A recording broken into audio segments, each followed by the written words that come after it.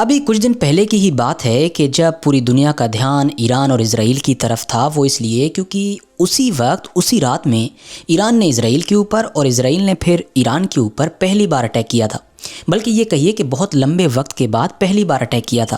وہ جو cease fire ہوا تھا تب سے یہ دونوں ایک دوسرے کے اوپر حملے نہیں کر رہے تھے، مگر اب اچانک سے ان دونوں نے لبنان کی وجہ سے پہلے ایران نے اسرائیل کے اوپر حملہ کیا، پھر اسرائیل نے ایران کے اوپر حملہ کیا تھا، تو پوری دنیا کو یہ خطرہ ستا رہا تھا کہ کہیں ایسا نہ ہو کہ ان دونوں کے بیچ وہ جنگ دوبارہ شروع ہو جائے کہ جس کو بڑی مشکلوں کے بعد روکا جا سکا تھا۔ تو اسی لیے پوری دنیا کا دھیان اس طرف تھا، مگر اسی وقت دوسری طرف ٹویٹر کہ جس کو آج کل ایکس کہا جاتا ہے، وہاں پر ایک دوسری ہی جنگ چل رہی تھی۔ یہ جنگ تھی اسرائیل اور ترکی کے بیچ میں۔ اس جنگ کے اندر جو ترکی تھا وہ ایکس کے اوپر ہی، مطلب ٹویٹر کے اوپر ہی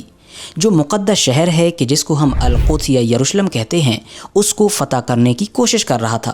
دوسری طرف جو اسرائیل ہے جس کے آج کل قبضے میں ہے یہ شہر، وہ ٹویٹر کے اوپر ہی ترکی سے شہر کو بچانے کی کوشش کر رہا تھا۔ اب سن کر تو آپ کو یہ کافی ایک مذاقیہ چیز لگ رہی ہوگی، لیکن یہ مذاقیہ ہے نہیں، اور مذاقیہ ہے کہ انہیں یہ آپ تب جانیں گے جب ہم آپ کو آگے کی چیزیں بتائیں گے۔ تو ساتھیوں، اس پورے معاملے کی شروعات اس وقت ہوئی کہ جب ترکی کی جو طیب اردوغان کی سرکار ہے، اس کے ایک اہم منسٹر ہیں مصطفیٰ، جو وہاں کے انٹیریئر منسٹر ہیں، ان کی طرف سے ایک جگہ پر اسپیچ دیتے ہوئے کچھ چیزیں کہی گئیں۔ وہ جو چیزیں تھیں، جو پرٹیکولر اسٹیٹمنٹ تھا، وہ میں آپ کو پڑھ کر سنا دیتا ہوں۔ انہوں نے کہا کہ جیسا کہ حال ہی کے دنوں میں ہم نے اپنی آنکھوں سے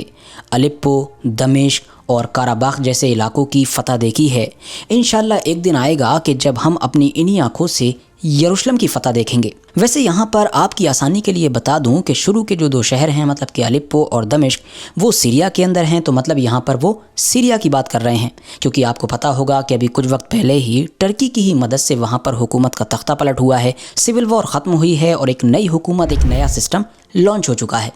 جو تیسری جگہ کا انہوں نے نام لیا کاراباخ، یہ دراصل وہی علاقہ ہے کہ جو ترکی کی مدد سے 4-5 سال پہلے آذربائیجان نے ارمینیا سے جیتا تھا۔ اس کے بعد انہوں نے یروشلم کی بات کی، مطلب کہ اسرائیل کو ٹارگٹ کیا۔ یہ صرف یہیں پر نہیں رکے، بلکہ آگے انہوں نے لوگوں کو جو مخاطب کرتے ہوئے کہا، اگر میں اس کو آسان زبان میں آپ کو سمجھاؤں تو وہ یہ تھا کہ انہوں نے کہا کہ دیکھیے لوگوں، آپ کو پتہ ہے کہ میں یہاں پر لمبے وقت تک گورنر رہا، اس کے علاوہ فلاں جگہ بھی گورنر رہا ہوں، لیکن ہمیشہ سے ہی میرے دل میں ایک تمنا رہی، میں خدا سے ایک ہی دعا کرتا رہا کہ اے خدا مجھ کو یروشلم کی گورنری عطا کر دے، بھلے ہی چاہے وہ ایک دن کے لیے کیوں نہ ہو۔ مجھے ابھی بھی یقین ہے کہ خدا ہم کو وہ دن ضرور دکھائے گا۔ میں ابھی بھی اپنے پورے دل کے ساتھ اس بات پر یقین کرتا ہوں، پہلے بھی کرتا تھا اور آگے بھی کرتا رہوں گا، کہ خدا ایک بار پھر سے ہم کو ہماری وہ زمینیں واپس ضرور دلوائے گا۔ انشاءاللہ ایک دن ایک بار پھر سے وہ تمام علاقہ ہمارے کنٹرول میں ہوگا، ہمارے قبضے میں ہوگا، کیونکہ ہمارے پاس طیب اردوغان جیسا ایک گلوبل لیڈر موجود ہے۔ اب انہوں نے تو بیان دے دیا، اور ترکی کی جو اندرونی راجنیتی تھی اس میں اس کی خوب چرچا بھی ہونے لگی، مگر شاید دنیا کی راجنیتی میں اس کی اتنی زیادہ چرچا نہ ہوتی اگر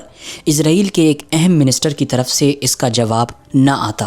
اور جواب بھی کسی ایرے غیر انسان کی طرف سے نہیں آیا، بلکہ اسرائیل کے ڈیفنس منسٹر کی طرف سے آیا۔ ڈیفنس منسٹر نے ٹویٹر کے اوپر ہی لکھا کہ to the Turkish interior minister, مطلب جو ترکی کے انٹیریئر منسٹر ہے اس کو میں جواب دے رہا ہوں، وہ انسان کہ جو یروشلم پر حکمرانی کرنے کا خواب دیکھ رہا ہے۔ یاد رکھو کہ جو یروشلم ہے وہ کوئی کانسٹنٹینوپول نہیں ہے، مطلب جو استنبول ہے، جو قسطنطنیہ ہے، وہ مت سمجھنا اس کو، اور نہ ہی جو اسرائیل ہے وہ کوئی ایسی کروسیڈر امپائر ہے کہ جو آلریڈی کمزور ہو کر بکھر رہی ہے، بلکہ اسرائیل ایک مضبوط اسٹیٹ ہے، اور اس نے بار بار یہ ثابت کیا ہے کہ وہ اپنی طرف آنے والے کسی بھی خطرے سے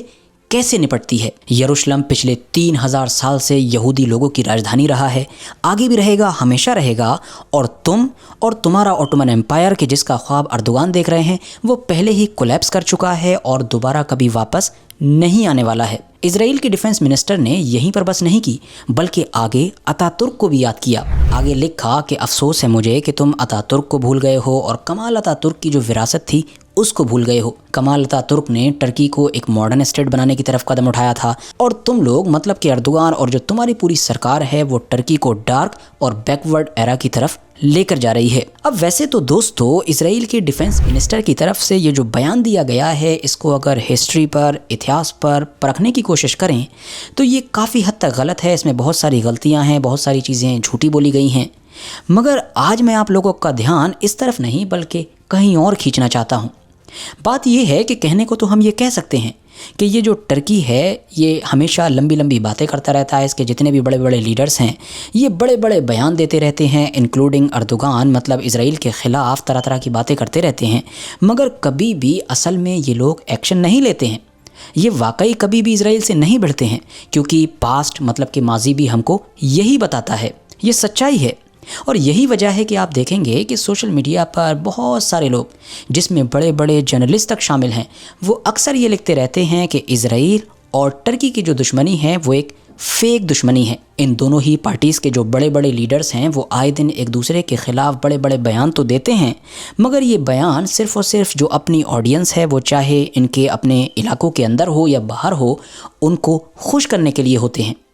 مگر یہاں پر دھیان دینے والی بات یہ بھی ہے کہ یہی چیز تو آج سے کچھ سال پہلے تک ہم، آپ اور باقی لوگ ایران اور اسرائیل کے بارے میں بھی کہا کرتے تھے۔ جی ہاں، یہ بالکل صحیح بات ہے کہ آج سے اگر 3-4 سال پیچھے جایا جائے تو ایران اور اسرائیل کے بارے میں بالکل یہی باتیں کی جاتی تھیں۔ ایران کے بارے میں کہا جاتا تھا کہ دیکھو اسرائیل کے بارے میں یہ لمبی لمبی پھینکتا رہتا ہے کہ ہم یہ کر دیں گے، ہم وہ کر دیں گے، ہماری یہ ریڈ لائن ہے، وہ ریڈ لائن ہے، لیکن کبھی بھی یہ دونوں طاقتیں ایک دوسرے کے خلاف ڈائریکٹ نہیں آتی ہیں، یہ دونوں ایک دوسرے کے اوپر حملہ نہیں کرتے ہیں، ڈائریکٹ جنگ میں نہیں الجھتے ہیں۔ یہی وجہ ہے کہ ان دونوں کی دشمنی کو تو بلون مطلب کہ غبارہ کہا جانے لگا تھا، کہ جس کے اندر صرف ہوا بھری ہوئی ہے، باقی کچھ بھی نہیں ہے۔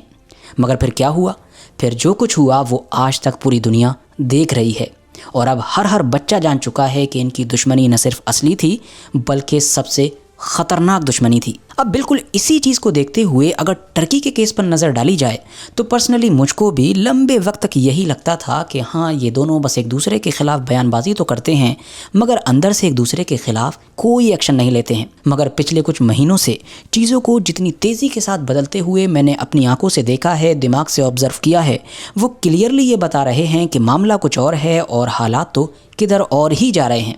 اور یہ اوپینین صرف اس ناچیز کا نہیں ہے، بلکہ آپ لوگ ابھی کچھ دن پہلے ہی دیا گیا حاکان فیدان کا وہ بیان بھی دیکھیے کہ جو حاکان فیدان کوئی نارمل انسان نہیں ہے، بلکہ وہ ٹرکی کے اندر نمبر 2 مانے جاتے ہیں۔ یعنی کہ رجب طیب اردوغان کے بعد ٹرکی میں آج کے دور میں سب سے اہم انسان اگر کوئی سمجھا جاتا ہے، سب سے مشہور کوئی ہے تو وہ حاکان فیدان ہے۔ انہوں نے ابھی کچھ دن پہلے ہی بالکل کھلم کھلا کہا، انہوں نے کہا کہ اسرائیل بلا دشمن کے رہ ہی نہیں سکتا ہے، اور اب وہ بڑی شدت کے ساتھ ٹرکی کو اپنا دشمن بنانے کی یا ٹرکی کو دنیا کے سامنے اپنا دشمن دکھانے کی کوشش میں لگا ہوا ہے۔ دوسرے شبدوں میں کہیں تو مطلب اب وہ اگلا نشانہ ٹرکی کو بنانے کی فراق میں ہے۔ اور یہ حاکان فیدان تک ہی بات ختم نہیں ہو جاتی ہے، بلکہ پچھلے کچھ ہفتوں سے، پچھلے کچھ مہینوں سے پورے ویسٹرن میڈیا ان چیزوں سے بھرا پڑا ہے کہ جہاں پر اس بات کو لے کر ڈسکشن ہو رہا ہے کہ ٹرکی ہی اگلا ٹارگٹ ہے۔ سوال بس انہی چیزوں پر باقی رہ گیا ہے کہ ہونا تو ہے، مگر کب اور کیسے۔ باقی اس پورے معاملے پر آپ لوگوں کی کیا رائے ہے، جاتے جاتے کامنٹس باکس میں ضرور بتا کر جائیں۔ اور ہاں، جانے سے پہلے نیچے موجود جو لال بٹن ہے اس کو دبا کر چینل کو سبسکرائب بھی ضرور کر لیں، تاکہ آپ لوگ ہم سے دوبارہ ملنے کے لیے آئیں یا نہ آئیں، لیکن ہم خود سے آپ لوگوں کے پاس ضرور پہنچ جائیں۔ آج کا یہ ویڈیو دیکھنے کے لیے بھی آپ کا بہت بہت شکریہ۔